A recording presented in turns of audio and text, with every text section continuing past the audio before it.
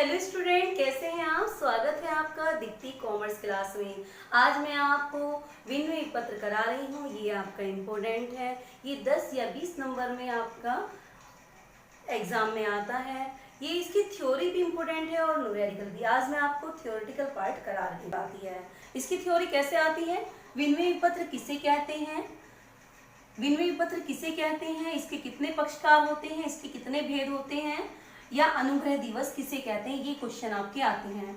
तो इसकी थ्योरी, विनिमय पत्र, विनिमय बिल लेखक द्वारा हस्तांतरित, हस्तांतरण यानी साइन किया हुआ, शर्त रहित, शर्त होती है इसमें, आज्ञा सहित, आज्ञा दी होती है, कौन किसको देगा, लिखित प्रलेख है, जिसके द्वारा वह किसी निश्चित व्यक्ति को यह आदेश देता है कि वह एक निश्चित धनराशि या तो एक निश्चित व्यक्ति को या उसके आदेश अनुसार या बिल के धारक को, यानी जिसके पास बिल हो, भुगतान कर दे।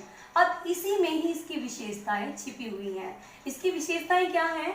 नंबर 1, विनिमय पत्र हस्तांतरित होता है, विनिमय पत्र शर्त रहित होता है या इसमें शर्तें होती हैं। नंबर 3, आज्ञा सहित होता है, इसमें आज्ञा दी होती है।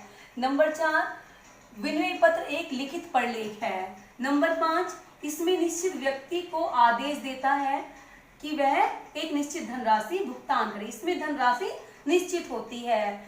ठीक है, तो ये इसकी विशेषताएं इसी के अंदर से निकल कर आ गई। अगर आपकी विशेषताएं आए तो आप आराम से कर सकते हैं। अगला है विनिमय बिल के पक्षकार। विनिमय बिल में 3 पक्षकार होते हैं, लेखक, स्वीकारकर्ता और प्राप्तकर्ता। इसे मैं इस तरह बता रही हूँ। लेखक, लेखक का नाम मैं ए रख रही हूँ, और स्वीकारकर्ता, स्वीकारकर्ता का नाम मैं बी लिख रही हूँ। तो लेखक ने बिल लिखा, लेखक बिल लिखेगा, बिल लिखकर स्वीकारकर्ता से हस्ताक्षर कराएगा। स्वीकार करता ने हस्ताक्षर किए और लेखक को वापस कर दिया। सबसे फर्स्ट कंडीशन है, यदि बिल लेखक पास हो तो किसके पास हो, यदि बिल लेखक के पास हो तो स्वीकारकर्ता बी लेखक को पैसे दे देगा, भुगतान कर देगा। नंबर 2, बैंक से बिल को भुना लिया गया हो,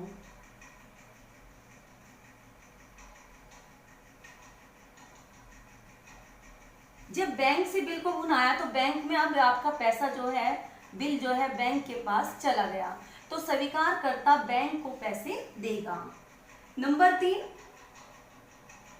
बिल लेनदार के पास हो, लेनदार सी है, यानी यहाँ प्राप्तकर्ता, यहाँ सी के पास बिल है, तो जो स्वीकार करता है वो सी को पैसे देगा, तो यहाँ प्राप्तकर्ता कौन होगा? लेनदार होगा, सी होगा। और चौथा, बैंक में संग्रह के लिए भेज दिया गया हो,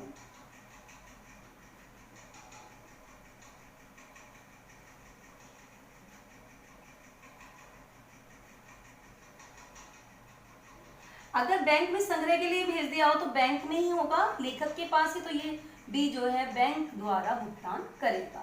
समझ में आया इसको? तो लेखक, स्वीकारकर्ता और प्राप्तकर्ता 3 पक्षकार हैं, तो यहाँ पे प्राप्तकर्ता, ये लोग प्राप्तकर्ता हैं।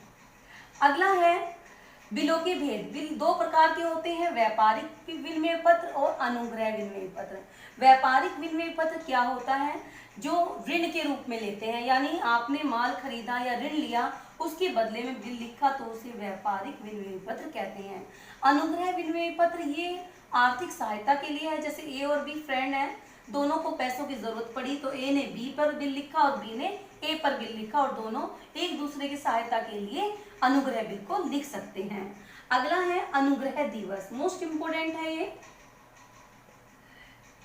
बिल की अवधि में 3 दिन का अतिरिक्त छूट या रियायत दिन को अनुग्रह दिवस कहते हैं। 3 दिन की छूट क्या होती है? जैसे आपने जनवरी में बिल लिखा, 1 जनवरी को बिल लिखा, अब ये 3 मंथ का है,